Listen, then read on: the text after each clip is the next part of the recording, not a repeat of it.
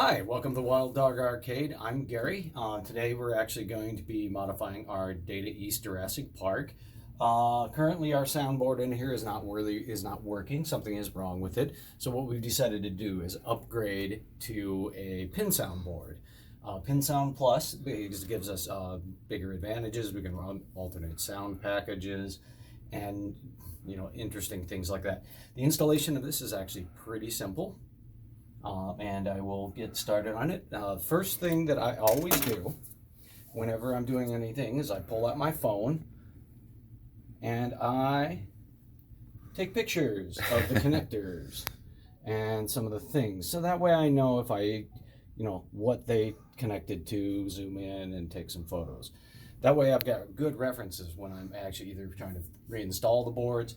And I do this with any repair. If I pull out a board, I take pictures, because you can obviously see if we're replacing this board, there's a lot of connectors on there. So you want to get them right in the back, or back in the right spot. And I want to definitely, make sure they go back in. So I always take good reference photos. So this one's pretty simple. The audio board really has 4 regular Molex style connectors and 1 data connector. So it's pretty easy. You can just disconnect these things from the board. Of course, make sure you're always working with the power off. You don't want to inadvertently short something. So this board is only held in by 4 screws. This is original board I actually had floated with nylon washers to isolate the ground, because this board did have some major noise problems. It's a big problem with the Data East machines is the power supply generates a lot of noise, and the audio board inevitably picks it up, and then you end up with like a speaker hum. Floating the board helped that, but then this board started to have other issues, which is why we decided to change it out. So it's pretty easy.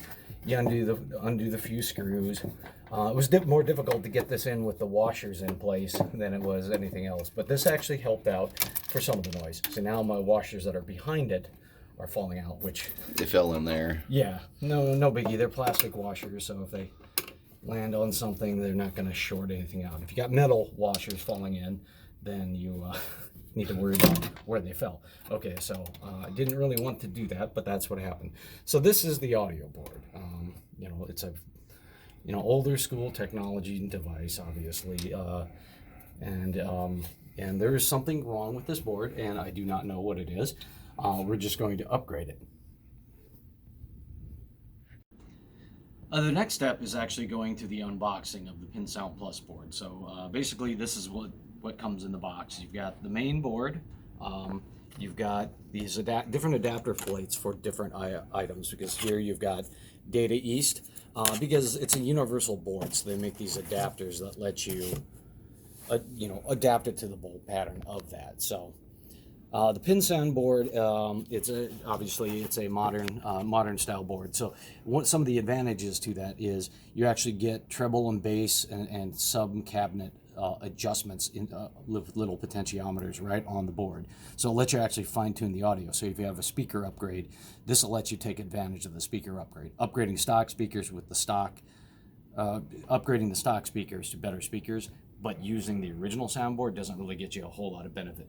Some of the other things you'll notice here is there actually are a different style outputs here. USB ports, because this is where you got to plug in your sound package. You put it on a USB stick, plug it in there. You load it via their software so it formats it correctly. It's also got line outputs, which is what we use when we're streaming. We actually plug into these to get direct audio output on it. And they also have an accessory called the headphone station, which plugs into here.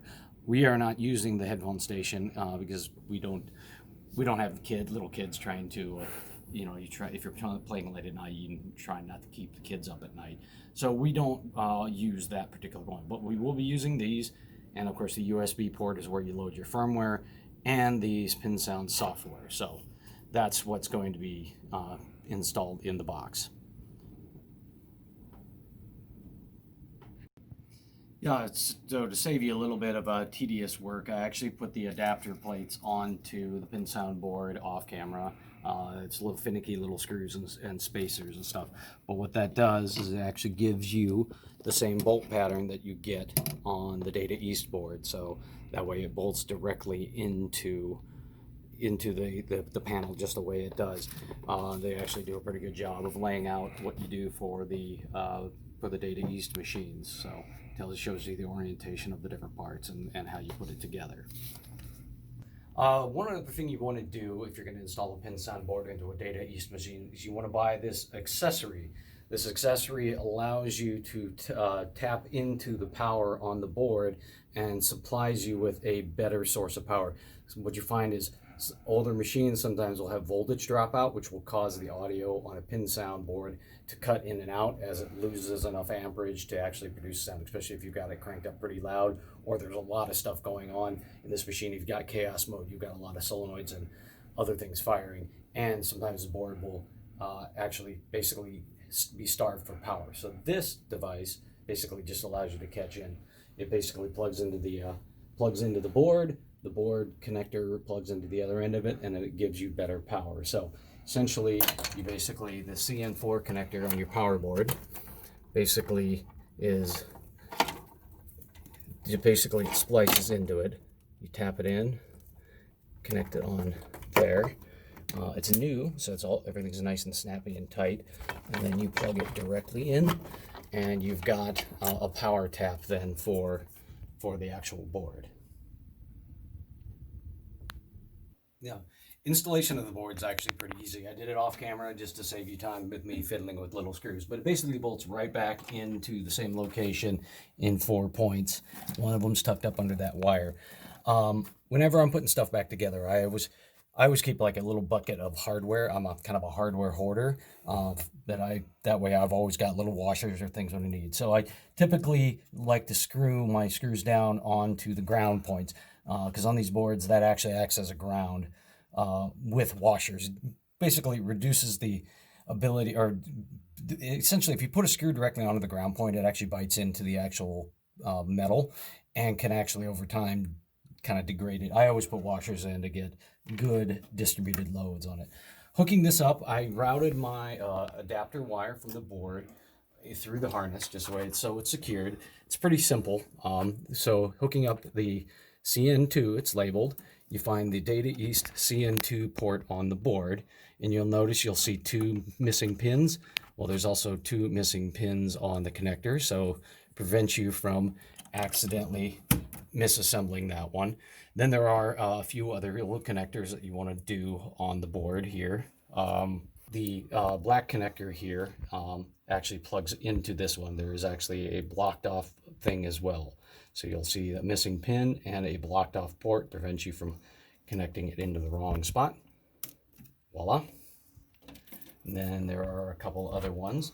The Data East, this actually is your speaker pot wire. Basically, this is the little pot that's in the front of the door to adjust the volume, connects to this port on the Data East connector. And it plugs in. You put it in the right orientation. Then the last thing you want to connect is the data connector. So one of these things you always want to note, there's always a red stripe. That's pin number 1. This is the port it goes in. There's a pin number 1. So you want the red to line up with that pin on the port. Plugs it in, bam.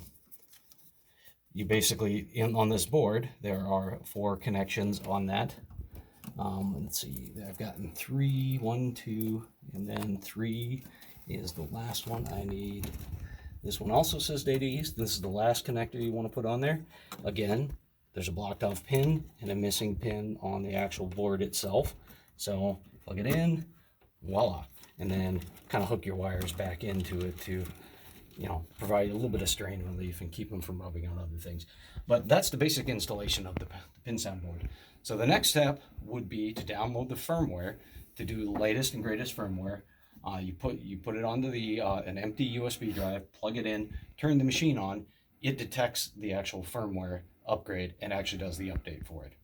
Then after that, you shut it down, you pull it out, then you put your sound packages on there, and those you do from your computer. You load their software, and you can load the sound packages right up on there. You can download them straight from them and put them on the card. The board will actually spend time and uncompress them and organize them for you. I find it's easier to do using their Pinsound Studio software, because it loads onto the USB drive much faster, and then the board doesn't have to sit there for 45 minutes and uncompress the files, especially if you have a really good quality audio file from somebody on a forum or whatever. But yeah, that'll be the next step, is download firmware, plug it in, and update the firmware.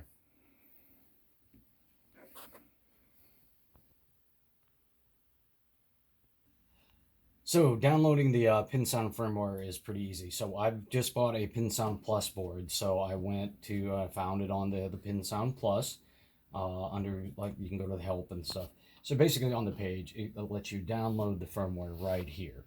So you click it and you can download the firmware. It's pretty easy, assuming your internet is cooperating with you. Download firmware. Now it's downloading. So basically that file that you just downloaded, you literally put it on the USB drive and that's it. Stick it in there, turn the machine on, and it will actually update. So, the website is pinsound.org is the web page for the Pinsound guys. Okay, now I've downloaded their firmware update, put that onto a USB drive by itself. I plugged it into the USB port here, and now I'm just going to literally turn on the game. It will detect it and update it. And it should, once it detects that, it'll actually start telling me what's going on. Okay. It'll start updating firmware, and we'll actually play that over the speakers while it's doing that. The system is currently updating. Please wait. Okay. And that's what it does. You'll have to wait for it to do that. It doesn't usually take too long. The system is now updated. Like, literally. Please restart the pinball machine now. That's it. Restart the pinball machine now. So I already had downloaded the sound packages that I wanted to put in there, because I'm putting two of them, putting the original sound package, and I'm putting an upgraded one in here that actually has music from the Jurassic Park movies, as opposed to the Data East MIDI versions of those. I preloaded them onto a thumb drive. I'm going to plug it in to the thumb drive, which you won't be able to see very well because my arm's in the way. So you plug it in, you turn it on, the machine will detect the sound packages, it will check them, uncompress them if it needs to, and then it should be ready to go. At that point, once it's on, it's pretty easy to switch between the sound packages, which is kind of great. You can have multiple sound packages. Like our Getaway, we have like 8 different sound packages on there. It's really kind of cool. So I've just turned it back on after putting the sound packages in it. The Pinsound board is booting up right now. Checking sound files. Please wait. Yep, now it will do that. It depends on what method you loaded the sound packages on. If you did them through the computer, it'll take a lot less time, but it's still checking them for validity. It's uncompressing anything that needs to be uncompressed. I think I had ones where I downloaded direct to a card in the past. It took like 45 minutes to fully uncompress them because it was a really high fidelity sound package that I got from the Pinsound community forum. So we'll let this do what it needs to do, and eventually it will get done and we'll be able to play the alternate sound packages.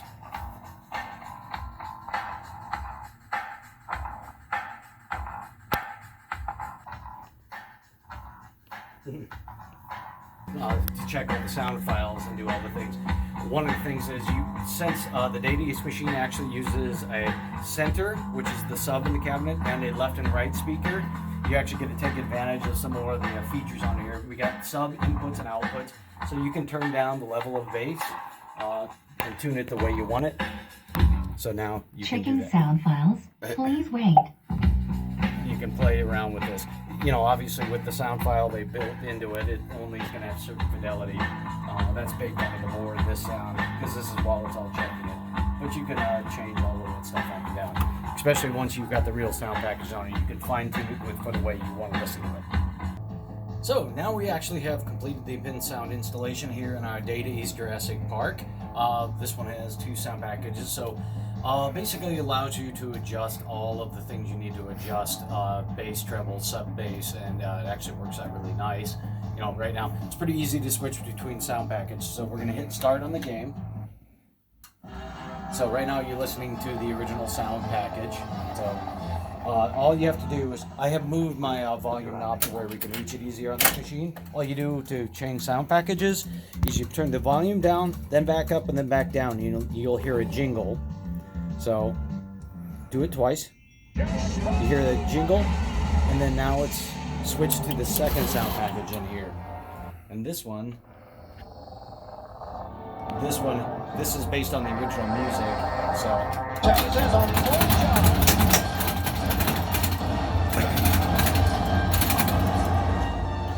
So it wakes up the system, brings it into the 21st century as far as audio quality. So it's a really nice addition to it. So it works out really nice. So that's how simple it is to put in there. Okay, there's one more thing we do on all the machines, and the Pinsound Board makes this really nice. All of our machines, we like to get direct output audio for our streaming quality. And how we particularly do this is you buy a cable like this. It's got the RCA style ends, which plug straight into the Pinsound Board.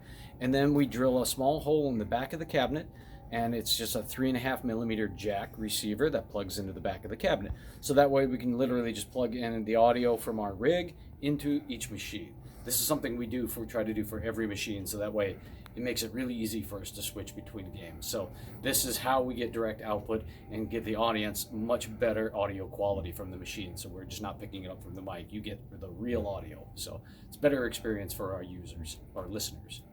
Yeah, so installing this is pretty easy in the cabinet. You actually just have to make a hole, pilot hole in it. This is just an item I ordered. And you can buy them anywhere for different sizes and whatever.